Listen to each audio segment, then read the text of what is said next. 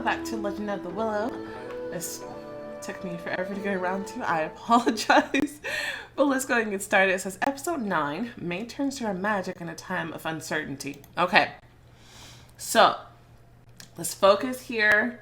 Let's try to tone down our obsession with Kazu and give MASAMUNE a fair chance. This might be a little bit difficult, but you know, clean slate. Clean slate. As if we don't know Kazu is like the best thing ever. I'm just gonna... Fair slate. Okay, so let's see what he wants to talk about. Chapter 9, MASAMUNE. The winter sun. On the horse's back, my shadow.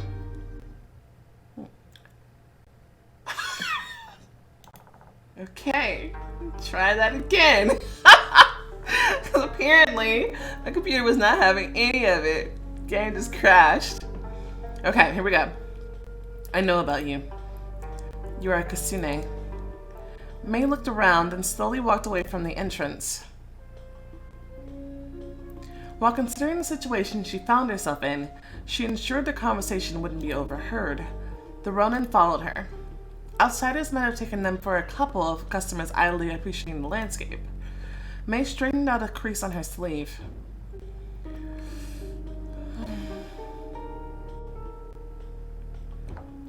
Let's assume that you're right, and I am one, or who would believe that I am?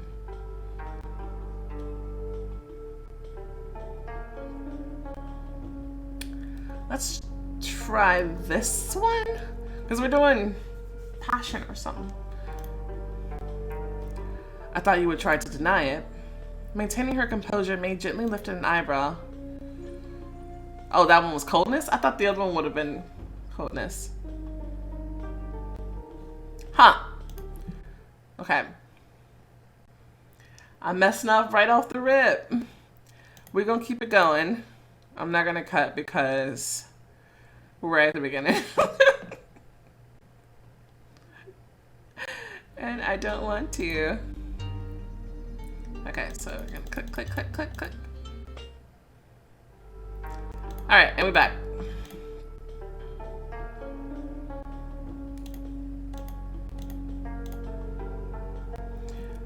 Who believes that I am a Kitsune? His reply was confident. You and I both know the truth. That is more than enough. Enough for what? You shouldn't be afraid of me. On the contrary. I want to help you. Are you sure that I need help? Yes, if you intend on staying alive. Why would you care? May distrustfully glanced at his eyes. To accuse a samurai, even a former one, of lying would be the highest form of disrespect.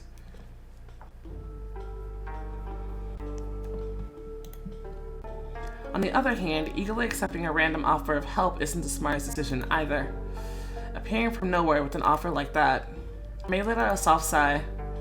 Forgive me, Mr. Arai, but why would you want to help me? You have no reason to believe me, but allow me to explain. Have you heard of Takuma Goto? I have heard that name. I don't remember why, but I have heard their name. He's the commander of the guard tasked with finding me. Oh, right, that guy. Correct. Although, his methods are very unusual. How so? He insists that there was no fox and that Kyo Sugai, being drunk, simply imagined it.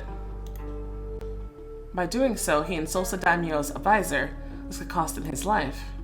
He also claims that I saw who killed Mr. Sumiko and that he needs me as a witness. An earlier choice influenced May's relationship with MASAMUNE. In what way? That's right. But what is so unusual about it?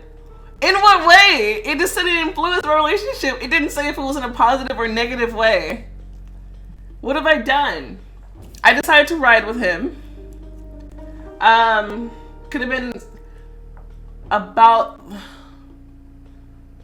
maybe getting in that information. I seem more knowledgeable to him, maybe. Cause I did some snooping to get that info. But what is so unusual about it? Perhaps Takuma Goto doesn't want to stir up unrest in the city? Masamune looked surprised. He was completely taken off guard by Mei being so well informed. Aha!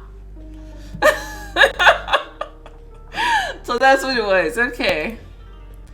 Admitting his mistake, he said, to find out so much, slip out of the city while being chased, and then proceed to make it all the way to another province. He lifted his hands in disbelief. I didn't think that geisha were so sharp-witted. Is that a compliment towards me or a condescension towards geisha? The former, and you're exceptionally sharp. Mei bowed, not wanting to seem rude. She spoke softly. Warriors often deal with sharp things.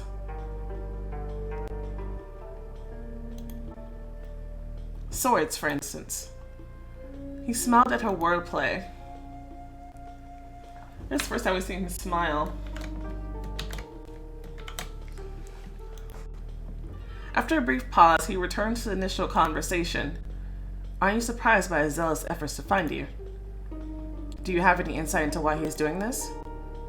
He needs to conceal the fact that you became a yokai for a different reason. If people start thinking that there was no witch involved, then they would get bored of talking about it and eventually forget. Masamune shooed the chicken away with his foot as he continued. Takuma Goto is not a human himself. Her calmness didn't go unnoticed. Looks like you knew that already. Yes. Although, I don't know exactly who he is. The Ronin explained.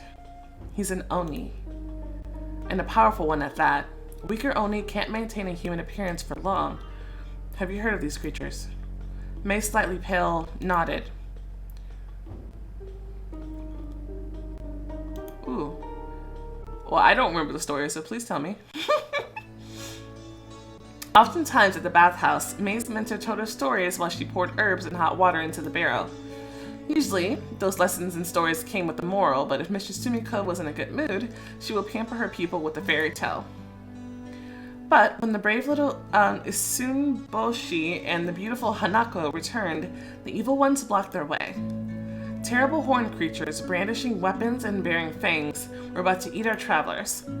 Then, Usunboshi shouted to them, "Go back where you came from. Continue to punish and torture dead sinners. You don't belong here." The monster started taunting the little samurai, and one of them swallowed him. After all, Isunboshi was no bigger than your palm. But the clever kid with his tiny needle sword began stabbing his enemy from within and killed him. He escaped and rushed to protect Hanako. He was so brave and noble that the other monsters fled. Isunboshi saw that they had dropped a magic wish granting hammer. Then Hanako said, "Use it and let it be a reward for your bravery." The little samurai swung the hammer 3 times and grew up into a handsome young man. The emperor, having learned about what happened, bestowed riches and a high rank upon him. Hanako became Isunboshi's loving and faithful wife. That tale isn't scary at all. Sumiko pulled off a Sephora leaf from her skin. That is the way it should be. The greatest horrors are found not in fairy tales, but in life. Do you know any true stories about the Oni or other scary creatures? I do, but you must promise not to scare the other pupils. Mei assured her that she would obey, and Sumiko began to recount her tale in a calm voice. There was a woman in a village, an ordinary woman. That music shift! Her husband began seeing someone else, but instead of coming to terms with this, as all ordinary wives do, she tracked down the lovers and killed them. Not right away, though. First, she stunned them and tied them up. Then, she started torturing them until, ultimately, she made her husband eat his lover's liver. Then the woman disappeared. People searched everywhere for her. 6 months later, she was found to the east in the island province. Only by then, she was no longer human. She turned into an Oni. Don't they come from Jigoku? They do, but some were once people whose souls later turned to pure evil. But that's not all. That woman hid in a town, in an old house, and periodically assumed her former appearance, going out at night for food. I'm afraid to ask what kind of food she was after. How did they find her? I can never tell the difference between passion and coldness in this one. It's hard. I'll go this one. You wanted a true story, right? When the guards broke into the house and then killed her with great difficulty, there were human bones strewn about the place, a lot of bones. She kidnapped people and kept them in the basement for a long time, tied to a chain. She didn't kill them right away in order to keep her food fresh. It's horrible. Mr. Sumiko, did this really happen? The story was told to me by a warrior who visited that house. No one is more hostile towards humans, but I'm a yokai. May, you are in very serious danger, and Oni is after you. The only ones worse than them are creatures known as Ryoge?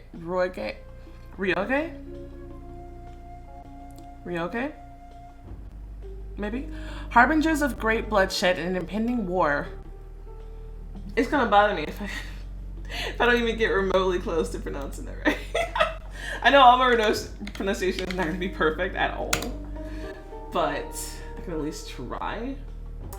I can't find it, so I'm trying to decide between Ryoge or Ryoge. Ryoge.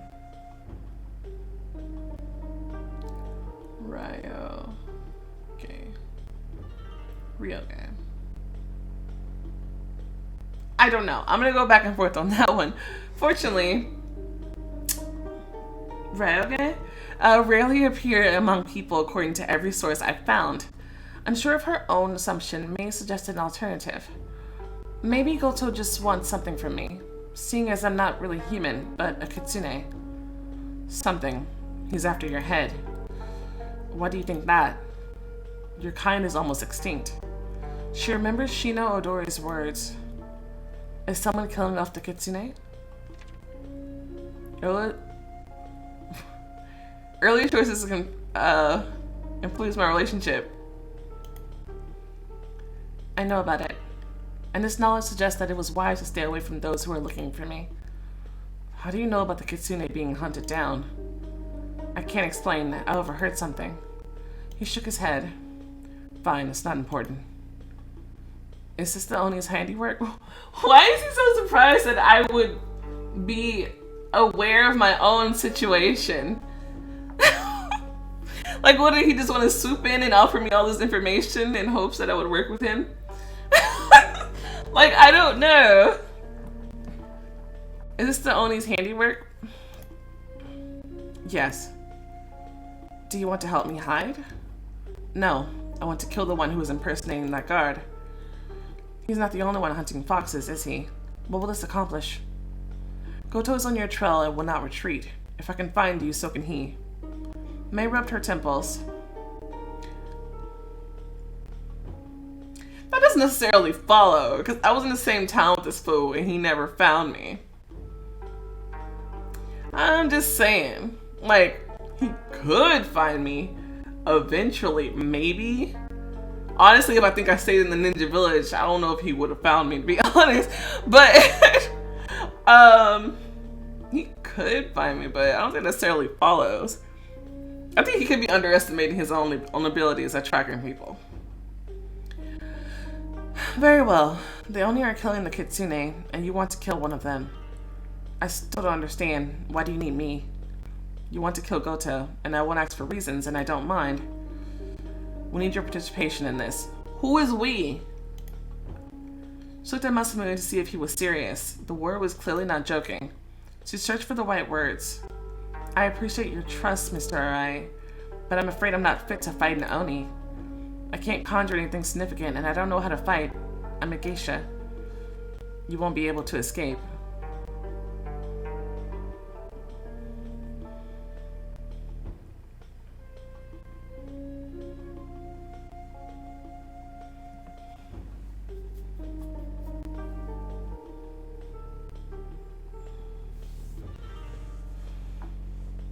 I don't want to say I was able to so far, if only because like, that doesn't make me safe. I'll try to anyway. I mean, what is the end goal here, though? Will she just keep running for the end of my life? Finding an Oni is madness, that's true. And I don't think it's a good idea to fight Oni. Maybe I'll go with that.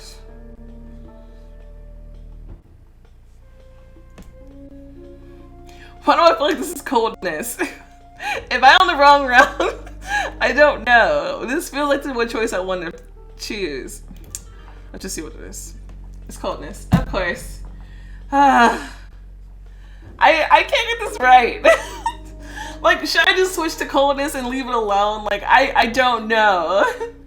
Because it seems like it's difficult for me to choose the other option.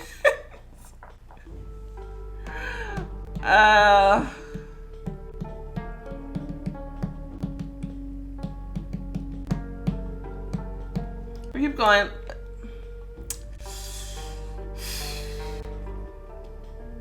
I don't know.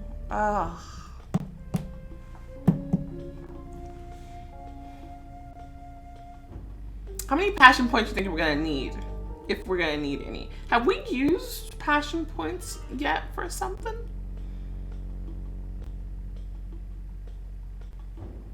But we're about to get towards the end, and surely around now we're gonna start using our points. Let's just keep going for now and see how we feel about it. I don't know. I'm not a fame-seeking warrior. On the contrary, I plan to live in a quiet seclusion without attracting too much attention, and most importantly, to do so for a long time. You can see that I'm doing quite well so far. For now. Where are you headed? Mei was in no hurry to share her plans, and he didn't insist. Takuma Goto is a guard. He can easily get information from the guards of other cities. Are you planning to stay in the village? Every new face there is a topic for discussion. You will be exposed. He shook his head. You won't be able to blend in while this Oni is alive. He won't rest until he finds you. There is, of course, another option. You could go to the forest and live like an animal. Perhaps you could handle it, I don't know. But mind you, Kitsune usually do this, and yet their numbers are dwindling. Goto's prepared to do anything. Do you understand? Do you really not care that a bloody trail is already stretching out behind you? Did I fucking say I don't care? You know what? I don't like this guy.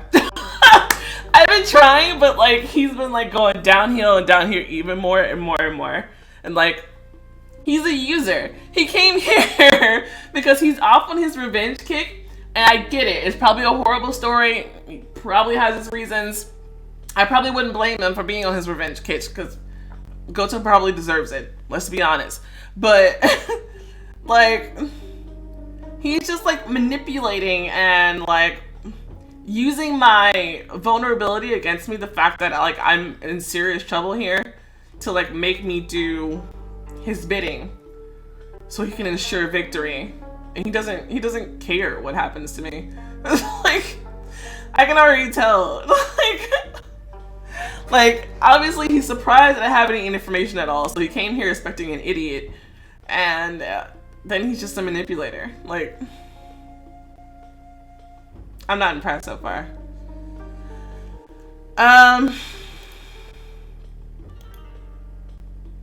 Whichever house you go to, you will bring danger there.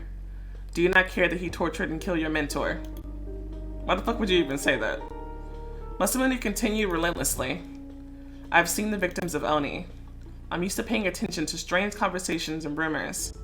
After hearing about the Kitsune and the dead geisha near Okiya, I talked to the fisherman who found Sumiko. Then I spoke to the monk who was preparing her body for the burial ceremony. May loosen her collar, it was growing more difficult to breathe. She was tortured for a long time. People are capable of many different things, however, such atrocities. He trailed off. Masamune's words pierced Mei deeply, burning her soul with molten drops of iron and destroying something there, giving rise to a new feeling. Her longing, despair, loss, and pain merged into a cold, numbing rage. Great, because that's what he wanted. The nature of the wounds leaves no doubt. Several laughing men appeared on the street, heading for the old thrush. As they entered the inn, Mei fought with her dry and unruly tongue and lips. Araya waited in silence. The noisy group disappeared through the door as she asked in a quiet voice.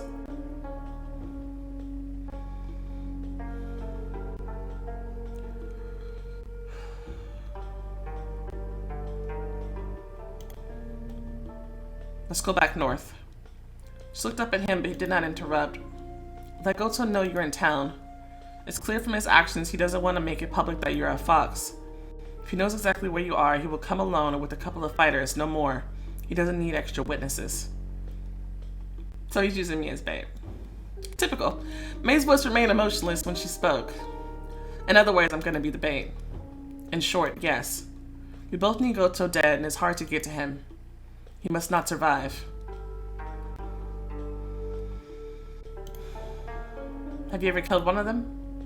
Yes, more than once. I followed the trail of one for several months. That yokai left 2 dead kitsune in its wake. Did you find him in the end? No, he vanished. I've been collecting rumors for years, stories from peasants about various oddities. That's why I pay attention to the talks surrounding your IKEA. Besides, I've had the chance to communicate with other yokai. I don't know. She remained silent for a few moments.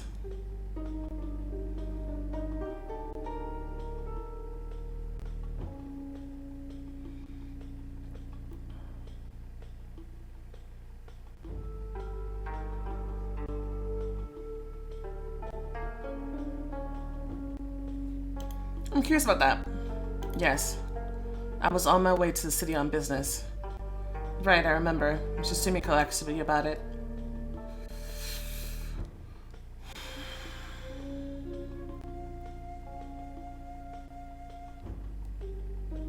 Yeah, I'm curious about that.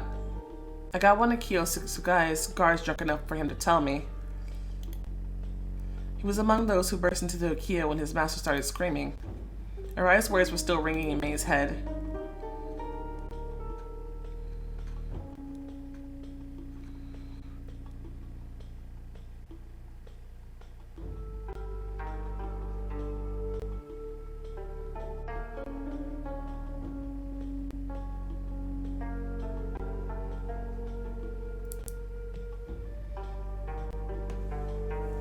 So he basically heard a rumor and he's just guessing about it?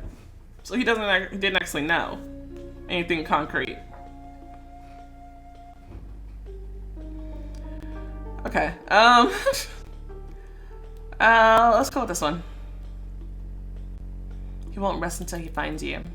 It seems to be the truth. Maybe if I get rid of one who found out about me, I'll be able to return to a normal life. I've lived in Naokia for a long time. No one suspected anything. It's risky, but I'm risking either way. Running away, there's a chance that they will find and kill me. Going after my enemy also might end up getting me killed. In the first case, I will live longer. In the second, I'll have an experienced warrior by my side who has already fought Oni. I see you are having doubts. There's one more thing. He kept applying pressure. That monk decided to scare the geisha, but he told me because I knew what to ask. The Oni eat humans. Your mentor had her. May shook her head. No, stop it, sir, please. No, stop it, bitch. Get the fuck away from me. Yeah, I don't trust him as far as I can throw. I wouldn't trust going in a fight with him. I wouldn't. He would throw me in front of a blade just so he can get the killing blow. He absolutely would. I don't trust this bitch. I don't like him. Sorry, you had a chance. You blew it in like less than 5 minutes. Sorry, MASAMUNE fans. He's already ruined it for me. It's not gonna work. It's not gonna work. I wouldn't date him. No. I'm not saying he's a terrible person. I'm just saying he's a manipulator and a user, and I don't like him. I'm sure he'll probably grow on me eventually. Once I get over being pissed about it, but I'm not gonna forget how this whole thing started, so even if he does grow on me, I'm still not gonna want to be with him. Especially when there are at least 2 other superior choices right now. So yeah. That's gonna be my stance on it, and once again, I'll probably learn to like him as a person, just not as a romantic option, and I think I'm probably gonna stick with that for the rest of the story. So that's my prediction now. We'll see. Clearly, it wasn't easy for Masamune to talk about this either. Is that clear? It doesn't seem that clear to me. Help me, Bang, and I'll help you. Draw him out. I won't let him hurt you. Yeah, you're a liar. You have my word. I don't trust your word. You can give the fucking word you want to. Sure. Whatever. I'm probably gonna have no choice but to go along with this anyway. And that seemed like it was headed this way anyway. And I doubt we're gonna successfully kill him in the first season. But I mean, I guess there could be other bigger villains in the future. So we may, but we'll see. May desperately wanted to hide in some corner to completely cover herself with a blanket. So that no one would ever touch her. However, she continued forcing herself to consider. Doubting a samurai's word is an insult, yeah. I don't give a shit about insulting him. I understand that she does, though. So try to stay in the May mindset. But he's a Ronin.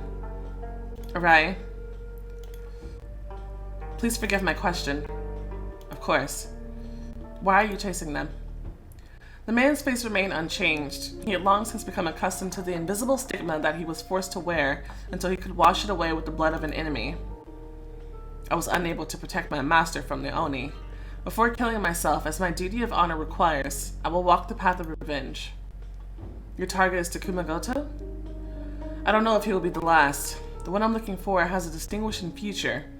If Goto ends up having it, it will mean the end of my path. He will not give up. This is more important to him than life.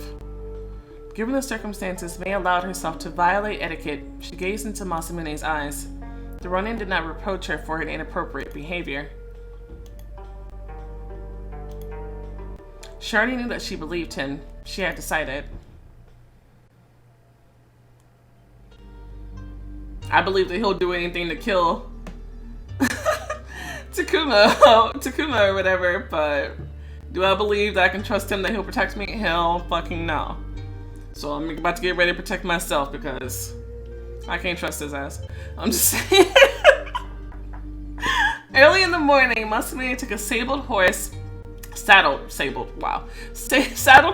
the stable. Allow me. He easily lifted May onto the mare's back, then climbed up himself, sitting behind her. He stretched his hands forward on either side of her as he took the reins. His voice was very close to her ear. Have you ridden a horse before? No. Hold on here. If you can lean on me. You can lean back on me if you want. She felt his wide chest pressed against her back. In any case, there was nowhere else to sit. Masamune lightly touched the horse's side with his heels, watching the road over May's shoulder. A frozen path stretched out beneath the mare's hooves, leaving the fields behind and taking them into the forest. Soon enough, May realized that the road ahead would also be difficult. It was still long before noon, but her back and legs were already aching and impossibly numb. The landscape had stopped changing, now a continuous line of trees. The boring, monotonous road, an almost sleepless night full of disturbing thoughts, and the uneventful travel plunged May into a kind of sleepy daze. Shijo Tsuchiya was considered lucky among the robbers. Not surprisingly, for more than 3 years, not a single member of his gang had shamefully died on the gallows or rotted in a prison pit. Everyone knew that there was a bounty for his head in 2 provinces of Norio, but none of his men would ever think of betraying their leader. He was cruel, and more importantly, he always knew who to profit from and how to set up a successful operation. And now the robbers were hiding behind a bend on both sides of the road. One was perched in a nearby tall tree, looking out for targets. When movement appeared in the distance, he whistled softly, imitating a forest bird and attracting attention. Shijo lifted his head. The observer adjusted that a horse was approaching from the south with a pair of riders on it. The leader bared his teeth. 2 on 1. Not rich, but good enough. He whispered to the others while getting a more comfortable grip on his heavy club. Everyone be quiet. Don't spoil your clothes. We'll go without iron. Those 2 should be easy enough. The bushes sheltered them well. Unlucky travelers could draw very near. First, the sound of hooves was heard, then a horse appeared. When it drew even with Shijo, he whistled shrilly. His gang immediately jumped out, blocking the mare's path. The rider jumped down, dragging his companion behind him. Weapon hilts flashed under the folds of his outer garment. A samurai. Swords out. The leader was the first to throw his club aside and bare his blade. A professional warrior wouldn't allow himself to be stunned. The bandits began to surround them. Then everything went smoothly. MASAMUNE whipped the horse on the rump. It reared up, knocking down one of their opponents, and ran into the forest. Mate, get back. She immediately jumped behind him while he was already fighting off the attackers. Still gleamed. There were 7 bandits. At least 1 lay knocked down by the horse. Still, there were too many by May's count. The magic is here. The magic is in me. The kitsune turned to the nearest robber and sharply thrust her hand forward. Dazed with illusion? The silhouette of a bird of prey escaped from her fingers, rushing toward the robber. What the? He waved it off, but an ethereal haze flew straight through his weapon and clawed his face while flapping its dark wings. Ah, I can't see! A thick shadow of a black haze clouded his eyes. She's a witch! Kill her! Everyone was too busy avoiding attacks. The running was akin to a spinning top. 3 of the bandits were already lying on the road. 1 was unconscious. 2 were whimpering, clutching at their wounds. My magic is fading. I can, stun him with a club. She ducked into MASAMUNE's arm, reaching for a club someone had dropped. Mate, where are you going? She rushed back and screamed in pain. Take that. Her no longer blinded opponent raised his sword and struck again. So the club didn't work? Okay. Stab him? Pulling the weapon Kazu gave her. Oh! I forgot about that shit! Pulling the weapon Kazu gave her from under her sleeve, May ducked under MASAMUNE's arm and stabbed the bandit in the thigh. And then twisted. The bandit dropped his sword and clutched his leg, trying to stop the bleeding. He fell on the road and crawled towards the bushes. MASAMUNE stood with his katana lowered. Red droplets slowly ran down the blade. Are you alright? Robbers lay on the ground around them. Oddly enough, everyone was alive. However, there was a lot of blood. May felt nauseated. She turned away sharply and coughed. May? She raised her hand. No, it's okay. Great, even. Despite the bout of nausea, she smiled, scratching her palm. I didn't become a fox. I didn't. The Ronin gave her a worried look, sympathizing with her shock-induced amusement. Then he quickly approached the side of the road and grabbed a robber who had managed to reach the bushes by the collar, dragging him toward the others. One of the men who dressed better than the others groaned. What are you going to do? Arai didn't answer. Instead, he turned toward the forest and shouted loudly. A whining was heard in the distance. MASAMUNE began removing the robbers' belts and tying them up. The horse, meanwhile, returned to the road and calmly waited nearby for its owner to finish. May closely examined the knife. Now it had ceased being a simple object. It had become a weapon. She took out a handkerchief and, carefully wiping off the blood-smeared blade, put it back in her sleeve. Trying not to look at the mud mixed with blood around her feet, she stepped aside and immediately noticed a man sitting in a tree. Almost indistinguishable in the crown of branches, the bandit clutched the bark with twisted fingers and seemed to not even dare to breathe. His face was white and twisted with fear. Their eyes met. MASAMUNE! The last member of the gang either fell or jumped from the tree, trying to flee into the forest. Path of the Pearl Flocks. Stop the bandit. May raised her hand again. Her illusory bat caught up to the robber with the speed of an arrow. He awkwardly clutched at his face as he ran into a tree. Then he tumbled to the ground. Loose bits fell from the branches. MASAMUNE was already near. Where are you going? The bandit soon joined his immobilized companions. After tightening the last knots, Araya began to collecting the scattered weapons. What are you going to do with them?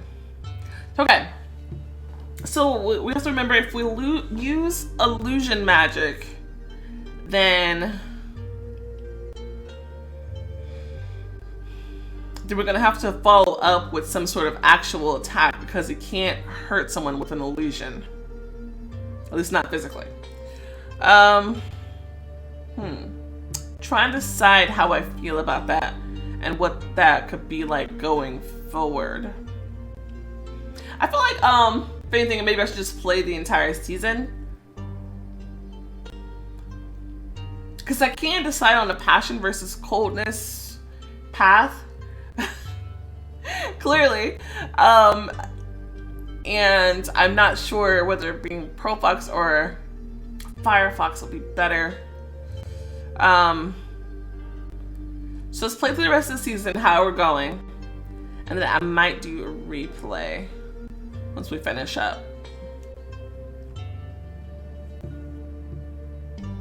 Yeah. Let's see where we go. May pointed to the tied up bandits. 2 of them were unconscious, limp, their head hanging on their chest. The others winced in pain as they glared at MASAMUNE. Let's leave them here. We'll inform the patrol if we meet one along the way or tell someone in the nearest village. Let their fate, at least that of those who are lucky enough to not bleed to death, be handled by the owners of these lands. They may be executed for robbery. Indeed. You could have done it yourself. Death by the sword is too easy and noble for such people. However, I try not to kill humans, at least. Are you feeling bloodthirsty? May shook her head. I was just asking. Laying the bandits' weapons on the side of the road and covering them with branches, MASAMUNE continued. Let's get out of here. Man looked longingly at the saddle. When Tsuchiya's gang disappeared from sight, May asked, they'll talk about how I use magic, won't they? Undoubtedly. Only nobody would believe it. Maybe they will talk about it in the surrounding villages, although it's unlikely. After all, people who wield magic exist. The main thing is that nobody has seen a fox. Stories about a kitsune would attract the Oni's attention, but this, worst case, the story is about stupid robbers who attacked a real sorcerer. The fact that a woman used magic in battle is complete nonsense to the peasants. A witch may spoil the harvest or the milk yield, but to fight a gang? Impossible. May chuckled. You don't have a very high opinion of people. MASAMUNE remained silent. Light flashed through the trees again, then there were fields, villages, farmsteads, and more trees. This most recent dance with death dragged on May's spirit. Accumulating fatigue, the hardships along the cold road, her humiliation in front of an almost complete stranger, and frequently dwelling on the events of the past month had made her apathetic and withdrawn. She even began to doubt her decision to help MASAMUNE deal with the Oni. Araya tried several times to ask her about how she had traveled to another province, but the kitsune kept silent, not wanting to talk about herself. Hell nah! You offer information first! I ain't telling you shit! You don't know how I traveled there, but you found me? I thought you would have figured it out if you'd been following me around. Hell no. MASAMUNE was worried about her condition. Are you though? However, unsure of what to do, he chose not to bother her. Finally, they reached familiar territory.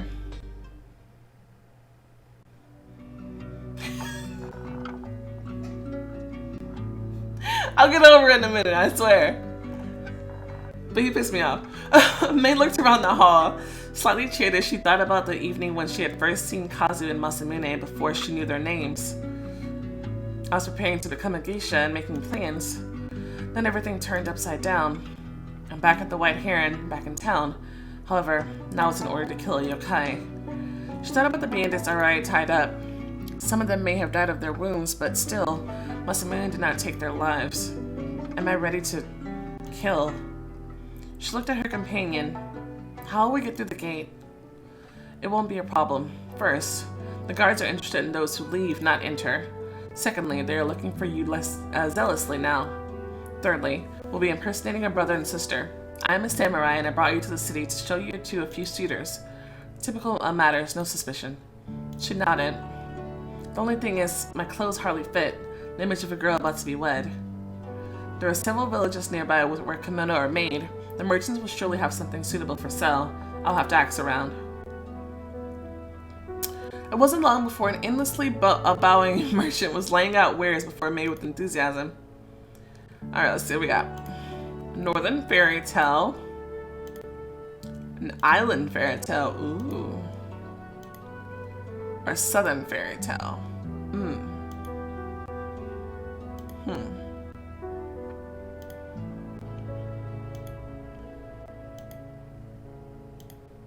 Let's go with the island fairy tale. I like the purples and blues. This is perfect. This is our last night on the road. We'll be in the city tomorrow. In the morning, they left the White Heron. They rode on horseback as before, May in front and MASAMUNE sitting behind her. The snow that covered their surroundings muffled every sound, even the wind was silent. There was only the occasional crunch of ice beneath the horse's hooves. May had already learned its name, Kirin, like the magical beast. May I ask? Yeah, I'll ask about the horse. Have you heard the legends about the Kirin? Of course. Besides preserving ancient customs and favoring good harvest, it is a just creature. Kirin is a follower of the law. It is said that it sometimes appears at trial to save an innocent person. So, it was spring. I just bought it. He adjusted the reins slightly. I couldn't think of a name at first and just called it Horse. Then something unpleasant happened. Having regained consciousness, Araya realized that he was lying in the village square. His hands were tied behind his back, and the back of his head was in immense pain. Two stout men tugged at his shoulders, lifting him to his feet. The peasants crowded around. A little off to the side by a wicker fence lay his swords. The village leader came forward. This man, he jabbed a crooked finger toward the Ronin, is an outlaw. What's up with his eyes? You all know he came to us a few days ago and kept asking questions, sniffing around for something. Interested in missing people. The crowd nodded in agreement. We thought he wanted to help, to free us from the curse, but he deceived us. The hermit, Mr. Wenyang To, said that someone had cast a dark spell on the forest. He was versed in magic and was about to remove the curse, but this villain. The leader's gaze fell on Araya again, his eyes filled with hate. Killed Wenyang To. An indignant murmur ran through the crowd, and he must answer for his crime.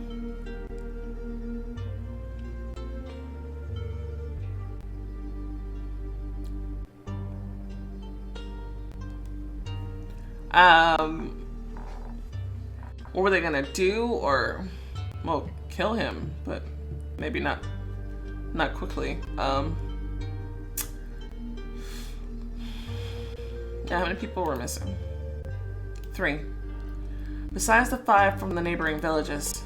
While I was figuring out what was going on, another woman disappeared. Any last words? MASAMUNE squinted at the man holding his left arm, wiry, sturdy, probably a local blacksmith. Then at the other one on his right, a young guy with the face of a fool, who made up in strength at what he lacked in intelligence. Why did you burn down Mr. Tall's hut with him inside? He lit his hut on fire with his own magic. Did the fact that people began to disappear soon after the hermit arrived here mean nothing to you? What are you saying? Exactly what the fuck I just said. How stupid are you? Wenyang To was no hermit. He was an Oni.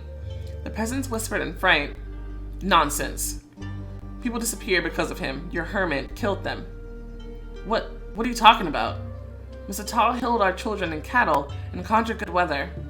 Examine the remains of the hut. There were human bones. How horrific. They didn't believe you? Some did, but not the leader. Yeah, cause look at his eyes! This dude like he's cursed. Something ain't right. The hut burned down to the ground. One of the locals expressed doubt about Araya's guilt. What if this man is telling the truth? He is wounded. Oh, very convenient. Kill the old hermit, set fire to his hut, and then blame him for everything. MASAMUNE shook his head. Your words and burns prove nothing. Why would I kill a simple hermit? Indeed, why? How should I know? You probably want to steal his ancient scrolls or rare healing roots. Wenyang always seemed strange to me. I'll tell you more, people. The crowd quieted down. Shortly before his death, Mr. Tall told me that this visitor breeds evil. He advised me to kick this man out. Well, of course he did. If he's trying to hide his guilt. It's another reason he may have killed the hermit. Now, who would deliver us from the curse? It's another reason he would. Are you saying the reason is because he's evil, or because Tao wanted him out? Because how would he have known about that conversation? The crowd did not have an answer, so the leader made a suggestion on his own. Let us execute him. A few shouts of approval came from the assembled people. Execute, execute. Again, the leader's crooked finger pointed at the Ronin. would take you to the forest and sacrifice you to the spirits there. Maybe then. MASAMUNE wasn't listening anymore. He looked around, wondering how to get out of this unfortunate situation.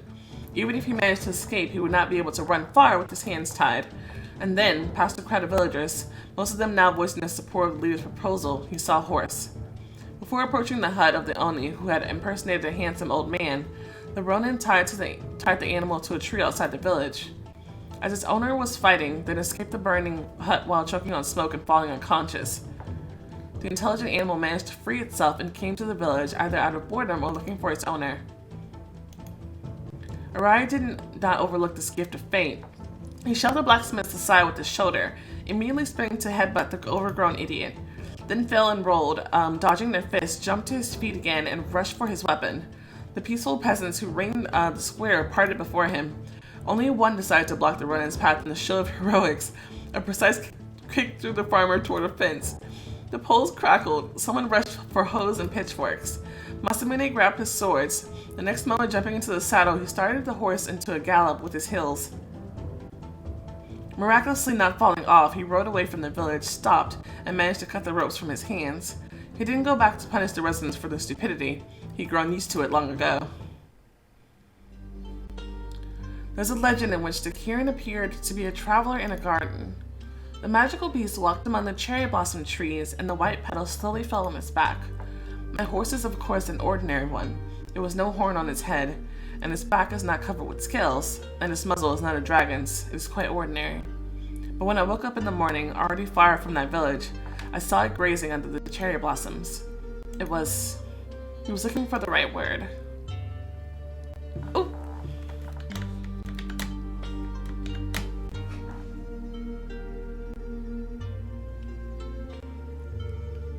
Fabulous? Yes. That's when the name came to me. Kirin. Are you sure it's a regular horse? A strong horse that carries 2 riders for a long time. A good breed. Cost me a lot of money. Also, you don't weigh much. It's smart. Not smart enough to be a real Kirin. Out of arguments, May observed. For a long time, people thought that I was ordinary. MASAMUNE smiled broadly. Returning to the place from which she had barely escaped was exciting. How long have you been doing this? What?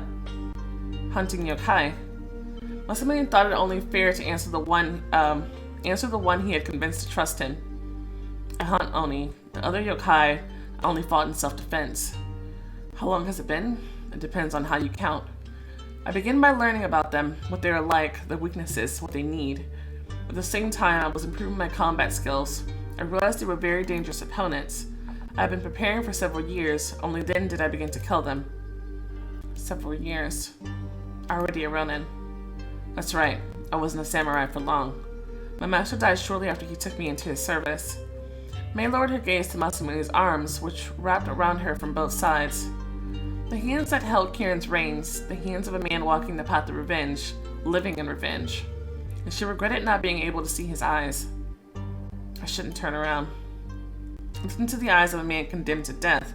Now there is someone who lives, dreaming of it next to me, and both are not afraid of it.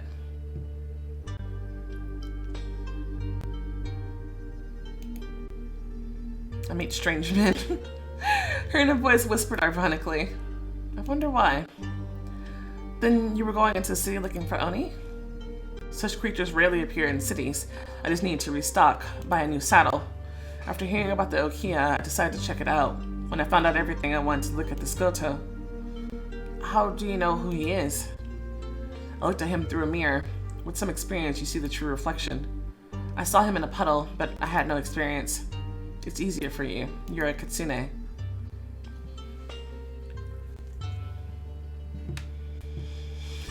And we're here. As MASAMUNE expected, they passed through the gate without a problem. They rode in deliberately slowly to see if the guards were checking those who were leaving the town. They did. The search for May was still underway, although not as actively. Oh, if Kaze knew that I came here again. Thinking about the ninja, she involuntarily smiled.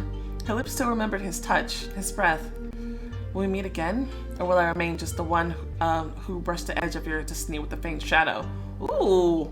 Or will I remain just the one who brushed the edge of your destiny with a faint shadow? I love that line. It's very nice.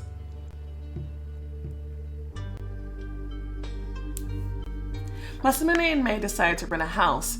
It was dilapidated and cold, but separate. There's no need to show yourself at the inns. They are likely being watched. Mei, don't go outside without a good reason. I'm going to find out what is happening in the city. I'll also buy some things at the same time. When he returned, he placed a sack on the table, taking out 2 canvas pouches from inside. What is this? Dried soy leaves and holly seeds. It needs to be ground up and mixed together. A surprise for the Oni. Some good news. The guards on the streets are no longer checking citizens, and surveillance was removed from the Okiya. Here's what we'll do. Oh.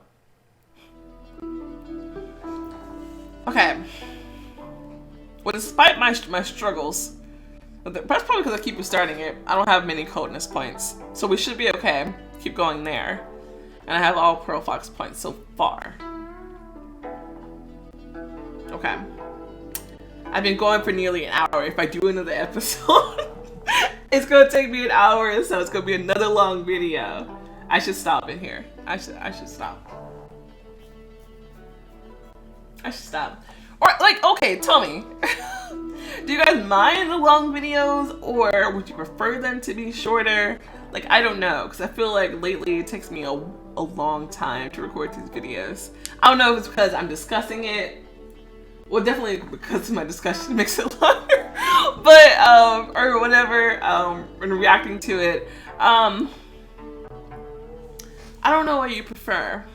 Just have it like the whole story all in one go, or I don't know. Until I get my answer, I'm gonna break this up this time. Yeah. Because I'm still trying to decide what I want to do with the story, like what path I want to be on. I think once I'm done with this season.